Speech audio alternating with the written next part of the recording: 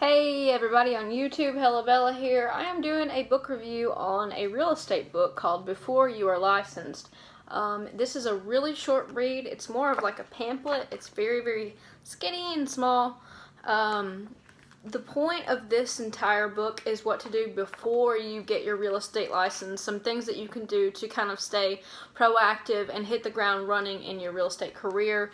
A lot of people will just kind of go to the real estate class, the pre-license class, and they'll focus on the jargon and stuff, and then that stuff doesn't really even have anything to do with selling a house, so they're kind of, out of luck when it's time to hit the market.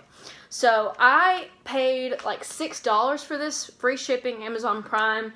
The writer does a great job in being concise and not wasting your time, because a lot of things in real estate are expanded on, and they're not necessarily it's not even productive to be reading it. So I'm reading one book right now called Your First Year in Real Estate, and honestly I feel like probably 2/3 of this could be cut out because it's just a bunch of fluff, and it's a waste of time, quite frankly. I'm going to go over a few sections of the book.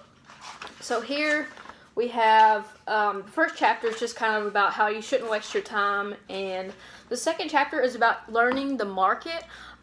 Basically going around to your neighborhoods, figuring out what the typical types of houses are, and how old is each neighborhood, what is the neighborhood's price range and value, is it traditional, is it modern, different things like that. And the reason that I like this book so much is she gives you all these different questions that you're supposed to be answering. You're supposed to be figuring out, like, how do people in this neighborhood typically keep up their houses and things like that.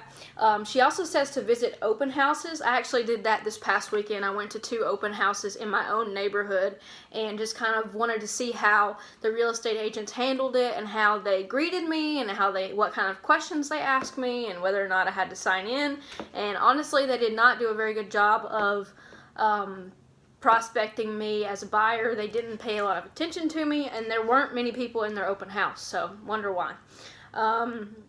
But yeah, study open houses, study the marketing for open houses. Like, do they come in the paper? Are there signs on the side of the road? Is it online? And also she asks you to answer questions like, if you needed a real estate agent, would you be inclined to use this agent? No. Would you have done or said anything differently if you were the agent? Yes. Things like that. Let's see. Study the home, experience and study the open houses in much the same way you did the model home. She also encourages you to go look at model homes and talk to contractors and builders. And she also says to visit for sale by owner open houses, and to see how emotional they are in their interactions, because for sale by owner people have it in their head that their property is somehow the golden goose of all properties, and that, whatever. But the really valuable part of this book is the questions that she gives you to ask, because I didn't even know a lot of these questions, like, I didn't know to ask them, is what I'm trying to say. And she just kind of lays everything on the line for you. She says to read and analyze online and print local home sale advertisements. What was it about the photo that appealed to you? Did the text answer all of the questions about the property? Do you care for the choice of the descriptive words? Does the agent's photo appear in the ad? Do you like the photo? These are certain things in the book that she teaches you to study. Also, there is a whole entire chapter on how to pick your broker. I found this one really helpful, because that's one thing that I don't know how it's going to go for me, because I live in a really small town, and I want to find someone who fits my energy, and I can be myself with, and that I can grow professionally, but also not be stifled by, really a lot of competition in the office. So I'm trying to find the right broker. She has all of these questions that you ask when you're trying to pick a broker. And I mean, you don't go in the interview and just say all of this, but these are things to have in your head whenever you're trying to pick a broker. She also goes over the importance of finding a CPA.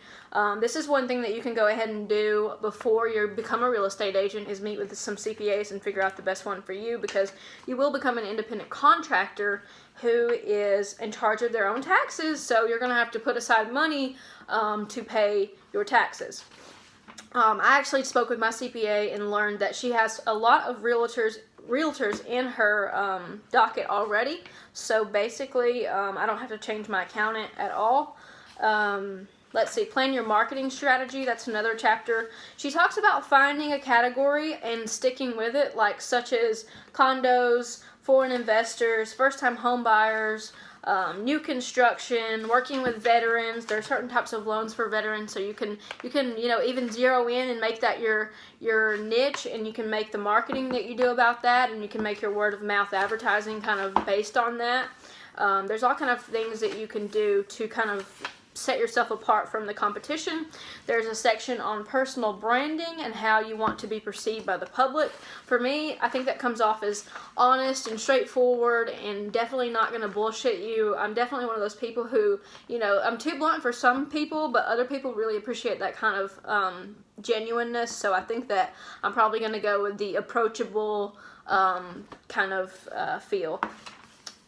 And I mean, I really love this book, and a lot of the reviews that were bad were people who clearly had not researched that it is more like a pamphlet. This is not a massive book. This is something that you keep on your shelf and you refer back to several times. I can see that even since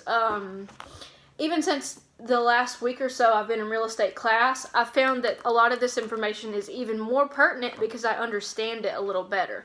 So I would highly, highly recommend that you get this book and just kind of flip through it and leave it on your shelf. I would even go through it so much as once a month. As long as I'm studying and learning, I'll probably go through this again and do some highlighting and underlining and make some notes for questions that I want to ask on top of the questions that she suggests for you. But yeah, I have to go to real estate class in 17 minutes, so I'm going to get out the door, guys. Thanks so much for watching this video. I hope that you learned something. Take care.